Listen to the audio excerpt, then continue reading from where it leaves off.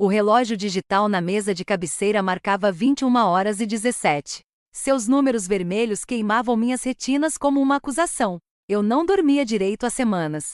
Não desde a noite em que Emily chegou em casa com cheiro de perfume alheio.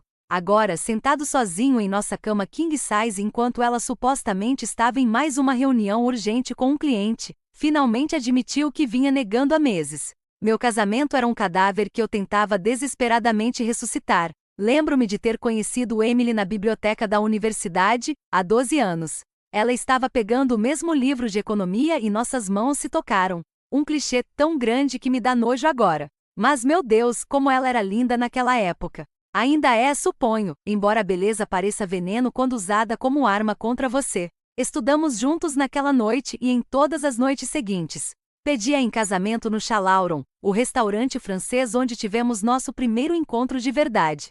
O anel custou o equivalente a 3 meses do meu salário de professor, mas suas lágrimas de alegria valeram qualquer preço. Nossa lua de mel em Santorini permanece vívida em minha memória. Os prédios caiados de branco, o azul impossível do Ian, a oliveira centenária onde gravamos nossas iniciais como adolescentes. Nathan e Emily para sempre, cercados por um coração. Eu realmente acreditava no para sempre. Aí meus colegas professores da Lincoln High brincavam dizendo que eu tinha ganhado na loteria com a Emily. O Brad me dava um tapinha nas costas na sala dos professores e dizia: "Essa sua esposa, cara, você deve ter vendido a alma por esse acordo. Se ele soubesse que o diabo sempre cobra." 6 meses atrás, a Emily foi promovida a diretora sênior de contas na empresa de marketing onde trabalha. O jantar de comemoração em casa virou champanhe no escritório. O champanhe no escritório virou jantares com clientes. Os jantares com clientes viraram conferências, reuniões até tarde, sessões de estratégia nos fins de semana. O celular dela, que antes ficava jogado pela casa como qualquer outro objeto, virou um tesouro bem guardado. Ela o virava com a tela para baixo durante as refeições, levava para o banheiro, dormia com ele debaixo do travesseiro. Na primeira noite em que ela só chegou em casa às 3 horas da manhã, eu fiquei desesperado. Ela deslizou para a cama com um cansaço fingido e explicou: "O servidor do escritório deu problema, tive que lidar com a crise." Quando me deu um beijo de boa noite, sua boca tinha um gosto estranho, como uísque Malen, aquele caro que nunca compramos. Seu cabelo cheirava a cigarro, embora ela tivesse parado de fumar há 5 anos. Eu me convenci de que estava paranoico, que 15 anos ensinando adolescentes me ensinaram a enxergar mentiras em tudo. Mas o instinto de um professor para mentiras é difícil de controlar. Você passa tempo suficiente observando alunos se atrapalharem com desculpas para não fazer a lição de casa e desenvolve um radar para o jeito como os olhos de alguém se desviam para cima e para a esquerda quando estão inventando uma história. Os detalhes desnecessários que enfeitam uma mentira. A raiva defensiva quando questionada. Emily estava exibindo todas as histórias que eu já tinha visto 1000 vezes. Só que agora elas vinham da mulher que havia prometido me amar até a morte. Parado no nosso quarto, eu encarava ao lado dela do armário. A lingerie La Perla que eu havia comprado para ela no nosso aniversário. Sumiu. A camisola de seda preta do Dia dos Namorados. Desapareceu. Reaparecia dias depois, recém-lavada, com cheiro de detergente caro que não usávamos. A coleção de vestidos dela também havia evoluído. As roupas profissionais conservadoras deram lugar a saias mais curtas, decotes mais profundos, tecidos que se ajustavam ao corpo de um jeito que me fazia reconhecer a situação com um aperto no peito. Ela estava se vestindo para alguém, e não era para mim. Meu celular vibrou. Uma mensagem da Emily. Reunião atrasada. Não me espere acordada. Te amo. Amor. A palavra ficou presa na minha garganta como cacos de vidro. Eu sabia, com a mesma certeza que sabia a fórmula de Bhaskara, que minha esposa estava na cama de outro homem naquele momento. A única pergunta que restava era o que eu faria a respeito. Todo problema tem uma solução se você seguir os passos metodicamente. É o que eu digo aos meus alunos de álgebra. Defina as variáveis. Monte a equação. Resolva para x. Meu casamento havia se tornado um problema de matemática. Se uma esposa sai para o trabalho às 8 horas e alega voltar às 23 horas, mas o estacionamento do escritório mostra que o carro dela saiu às 18 horas, onde ela passa essas 5 horas que faltam? A decisão de contratar um detetive particular me pareceu uma admissão de derrota. Por 2 dias, passei de carro em frente ao escritório da Sullivan Investigations, localizado acima de uma empresa de fiança na parte decadente do centro da cidade. A placa de neon piscava como minha determinação. No terceiro dia, estacionei e subi a escada estreita que cheirava a 40 anos de cigarros e sonhos desfeitos. Jack Sullivan era exatamente a imagem que um ex-policial que virou detetive particular poderia ter criado. Ombros largos, olhos cansados, manchas de café na camisa. Ele não fingiu ser outra coisa quando me sentei na cadeira de couro rachada em frente à sua mesa bagunçada. Ele interrompeu minha tentativa de conversa fiada e perguntou: há quanto tempo você suspeita? 6 meses, admiti, as palavras parecendo arrancar dentes. Talvez mais, para ser sincero. Descrever os hábitos de Emily para esse estranho foi como me despir em público. Os jantares com clientes às terças e quintas, a nova matrícula na academia do outro lado da cidade, longe do escritório. A conferência de fim de semana em Chicago, que eu soube depois, por um comentário casual de um colega dela, havia sido cancelada. Jack Sullivan anotava tudo sem julgamento, a caneta riscando um bloco de notas amarelo como se estivesse escrevendo o obituário do meu casamento. Vou precisar de 2 semanas, disse ele. Talvez menos se ela não tomar cuidado. Os cuidadosos demoram mais. Ela não tomou cuidado. Nos 14 dias seguintes, me transformei em um ator digno de Oscar. Corrigi provas enquanto Emily mandava mensagens sem parar ao meu lado, os dedos deslizando pela tela com a urgência de um novo amor. Preparei o jantar enquanto ela ligava para cancelar. Mais uma reunião atrasada. Fiz amor com ela nas raras noites em que estava em casa e disposta, tentando não pensar em onde mais seu corpo havia estado. Minha atuação foi impecável. O marido devotado e confiante, alheio à decepção que se desenrolava em tempo real. As atualizações de Jack Sullivan chegavam como um veneno de ação lenta. No terceiro dia, ele relatou que ela havia almoçado com alguém no Beastro Margot, homem por volta dos 40 anos, terno caro. No quinto dia, o mesmo homem. Eles foram para o prédio dele na Riverside Drive e ficaram lá por 2 horas. No 8º dia, ele disse: agora tenho fotos. É melhor você se preparar. A ligação aconteceu enquanto eu estava no meu carro corrigindo provas no estacionamento da escola, depois de ficar até mais tarde ajudando um aluno com dificuldades. A voz de Jack Sullivan era firme. Tenho tudo o que você precisa. Fotos, vídeos, extratos de cartão de crédito que ela estava escondendo. O nome do homem é Derek Winters, banqueiro de investimentos do Goldman Sachs. As fotos chegaram no meu celular em uma pasta segura. Emily rindo no almoço, com a mão no peito de Derek em um gesto tão íntimo que me deu um nó no estômago. Emily entrando no prédio dele às 22 horas de uma quarta-feira, quando supostamente estava em reuniões consecutivas. Emily o beijando na esquina, em plena luz do dia, como se eu já estivesse morto para ela. O vídeo era pior. 10 segundos se passaram desde que entraram juntos no hotel, a mão dele na cintura dela num toque possessivo que reconheci dos nossos primeiros tempos. Eu estava sentado no meu Honda Civic prático, confiável, tudo que a Mercedes do Derek não era, e senti algo dentro de mim se cristalizar, não quebrar, mas endurecer e se tornar algo útil. A raiva podia ser uma ferramenta se você soubesse como usá-la. Jack Sullivan ligou de novo. Ela está indo para a casa dele agora. Acabou de sair do escritório. A decisão nem foi consciente. Minhas mãos já estavam girando a chave, meu pé já no acelerador. 20 minutos até a Riverside Drive, 20 minutos para o fim de tudo. Passei 15 anos ensinando adolescentes que toda ação tem uma reação igual e oposta. Esta noite, Emily aprenderia que a terceira lei de Newton também se aplica a casamentos. O trajeto até o apartamento de Derek Winter me dava 20 minutos para escolher entre ser o homem que perde tudo com dignidade ou aquele que garante que ninguém ganhe.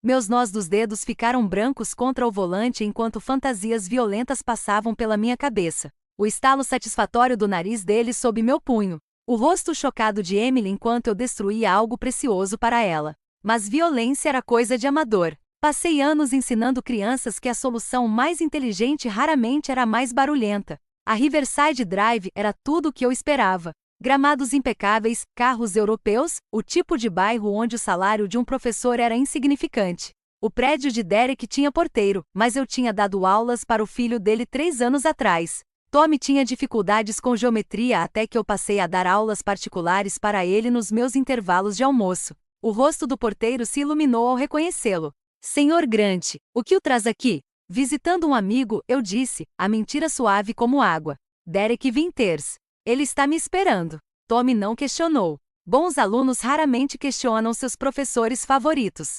Cobertura B, elevadores à sua direita. A subida pareceu uma ascensão ao julgamento, embora eu não tivesse certeza de quem estava prestes a ser julgado. O corredor estava silencioso, exceto pelos meus passos no mármore que custava mais do que meu salário anual. Na porta de Derek, eu podia ouvir música lá dentro. Jazz, algo sensual e clichê. Bati com o mesmo ritmo que usava para chamar a atenção das minhas turmas. 3 batidas secas. Derek abriu, vestindo um roupão de seda que provavelmente custava mais do que meu melhor terno. Sua transformação da confusão ao reconhecimento e ao medo aconteceu em 3 batidas distintas. Como observar alguém resolvendo uma equação que preferia não ter resposta. Nathan, como você? Ele começou a dizer. Empurrei-o para o lado sem violência, apenas com inevitabilidade. Ele cambaleou para trás e eu atravessei seu apartamento como se fosse meu, o que de certa forma, era verdade. Eu era o dono daquele momento. A sala de estar estava encenada como uma cena de sedução.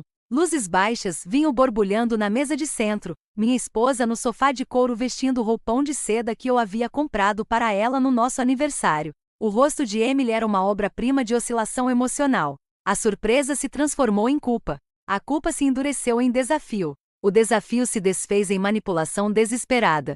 Ela até tentou começar com "não é o que parece", mas parou no meio da frase, provavelmente percebendo o quão insano isso soava enquanto ela estava seminua no apartamento de outro homem. Ela mudou de assunto rapidamente.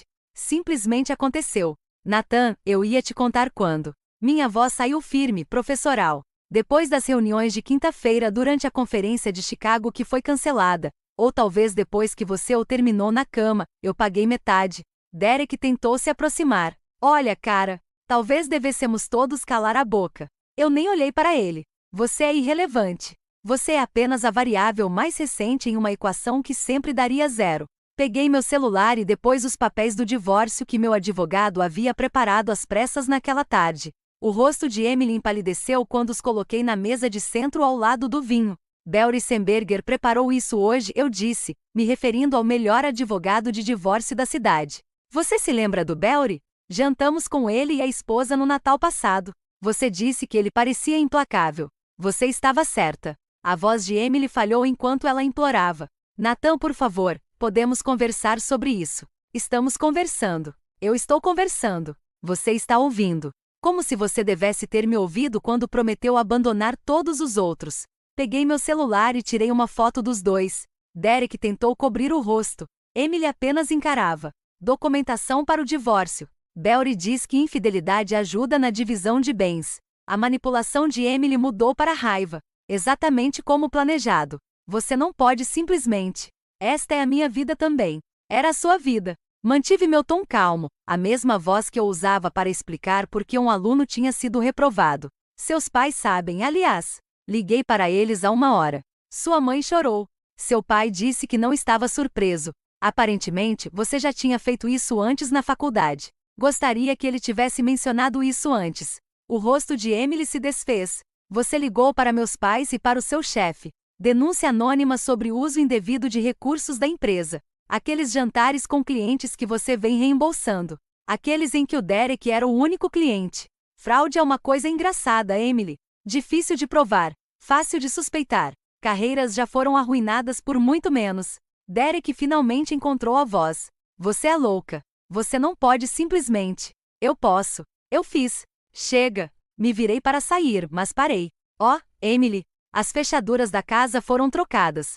Suas coisas estão em caixas na garagem. Leve-as hoje à noite ou elas vão para a doação amanhã. Suas lágrimas finalmente vieram, mas pareciam ensaiadas, como se elas tivesse praticado em frente ao espelho. Nathan, eu te amo.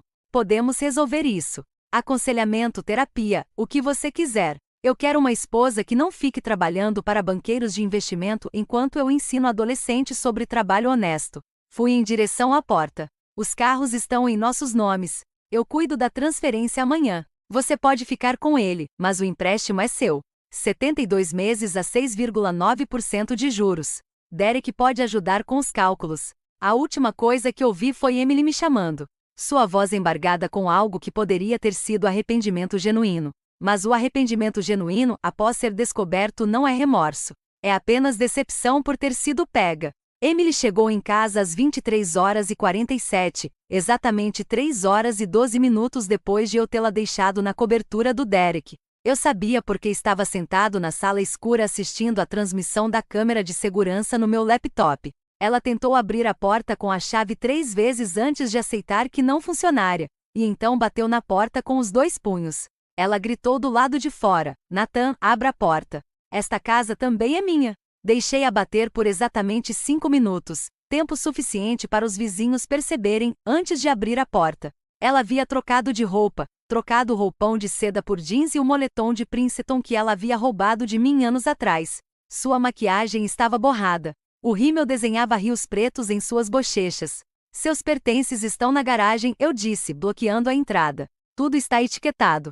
Eu até embrulhei em plástico bolha a porcelana que sua avó lhe deixou. Emily empurrou meu braço.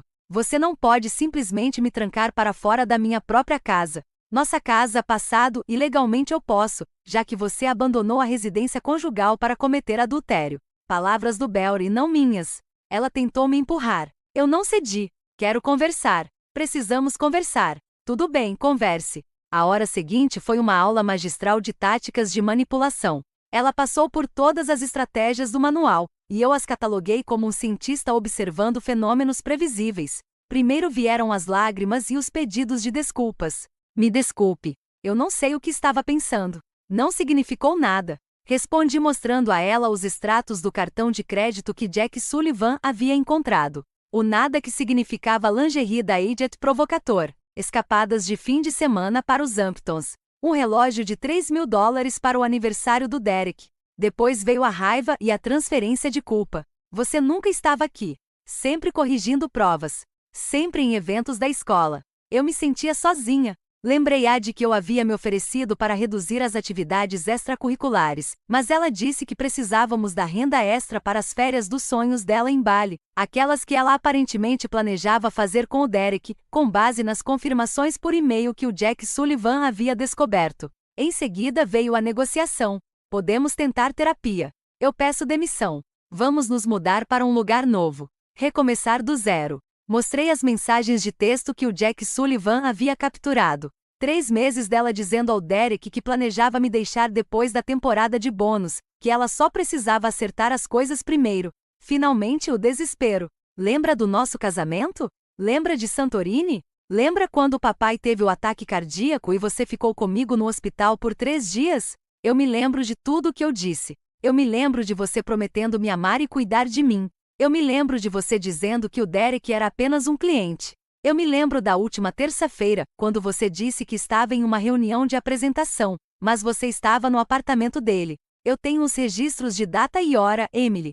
Recibos, fotos, seus dados de localização do app encontrar meu iPhone que você esqueceu que tínhamos compartilhado.